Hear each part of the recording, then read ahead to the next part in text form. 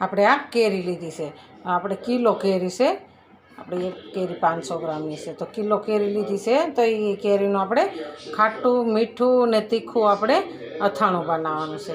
તો અથાણું બનાવવા માટે એના પીસ કરી નાખવાના છે.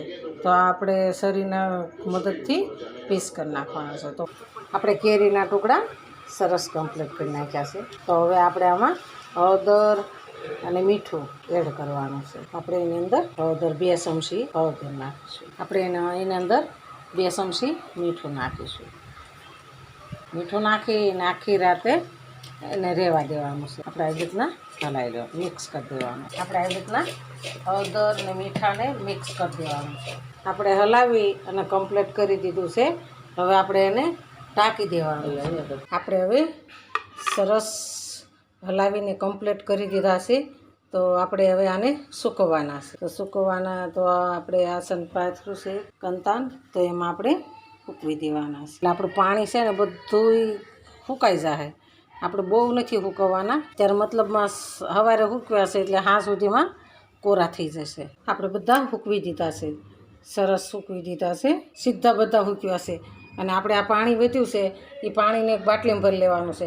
આપણે કોઈ પિત્તળના વાસણ હોય, તાંબાના વાસણ હોય, તો એને આપણે દિવેલિયા હોય તો એને આપણે આની અંદર બોળી અને ઘસી નાખીને એકદમ સરસ થઈ જાય છે અને ચમકદાર બની જાય છે. એટલે આ પાણીને આપણે ફેંકીને જ દેવાનું. આ પાણી આપણે એક બાટલીમાં ભરી લેવાનું છે. આપણે કેરી બધી સુકાઈ ગઈ છે અને એકદમ સરસ કોરી થઈ ગઈ છે કેરી. હવે આપણે એનો વઘાર કરીશું. વઘાર કરી અને અંદર આપણે મિક્સ કરવાનું છે. તો હવે આપણે આને ભેગા કરી દઈશું. ભેગા કરીને એક વાસણમાં આપણે લઈ લેવાના છે. તો વઘાર કરવા માટે આપણે ધાણાના કુરિયા લીધા છે અને મેથીના કુરિયા લીધા છે.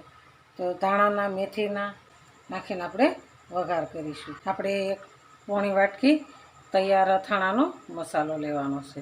તો આ મસાલો નાખીએ ને તો એનો સ્વાદ વધારે સારો આવે છે. એટલે આપણે આ એક વાટકી નાખવાનો છે. હવે આપણે વઘાર કરીશું. આપણે ગેસને ચાલુ કરીશું. આપણે એક વાટકી તેલ નાખવાનું. આપણે તેલ ગરમ થઈ ગયું છે તો આપણે ખડા મસાલા અંદર એડ કરી દઈશું. આપણે અડધી ચમચી હિંગ નાખીશું. ગેસને આપણે ધીમો કરી નાખીશું. આપણે આ મેથીનો કુરિયા નાખી દઈશું. પછી આપણે ધાણાના કુરિયા નાખીશું. ધાણાના કુરિયા નાખીને આપણે ઢાંકી દઈશું. ગેસને આપણે બંધ કરી દેવાનો છે. આપણે હવે આપણે એને હલાવવાનું. આપણે થોડો ધીમો ગેસ ચાલુ કરીશું એટલે આપણા કુરિયા મેથીના અને ધાણાના કુરિયા કાચા ન રહે. આપણે એની અંદર હળદર નાખીશું. હળદર અને 1 ચમચી ધાણા જીરું નાખીશું. આપણે હવે ગેસને બંધ કરી દેવાનું છે. ખાટું મીઠું અને તીખું કરવાનું છે. તો 1 ચમચી 1.5 ચમચી આપણે મરચું નાખીશું. મરચાંને થોડુંક ઠરે પછી નાખીએ ને તો દાજેને કાળું ન પડે મરચું. આપણે એની અંદર 1 ચમચી મીઠું નાખીશું. મીઠું નાખીને આપણે મિક્સ કરી દેવાનું છે. ઠંડો થાય પછી કેરી ભેળવવાની છે. ત્યાં સુધી આપણે કેરી ભેળવવાની નથી. હવે આપણે આ મસાલો છે 1 વાટકી એ અંદર એડ કરી દઈશું. આપણે એના પર વરિયાળી એડ કરીશું. વરિયાળી કાચી જ એડ કરવાની એટલે એનો સ્વાદ સારો આવે. આપણે 1 ચમચી નાખી વરિયાળી. આપણો મસાલો સરસ કમ્પ્લીટ થઈ ગયો છે. તો હવે આપણે એને અત્યારે ઢાંકી દઈશું. ઠંડો થાય ને ત્યાં સુધી આપણે થોડુંક ટુકડું રહેવા દેવાનું છે.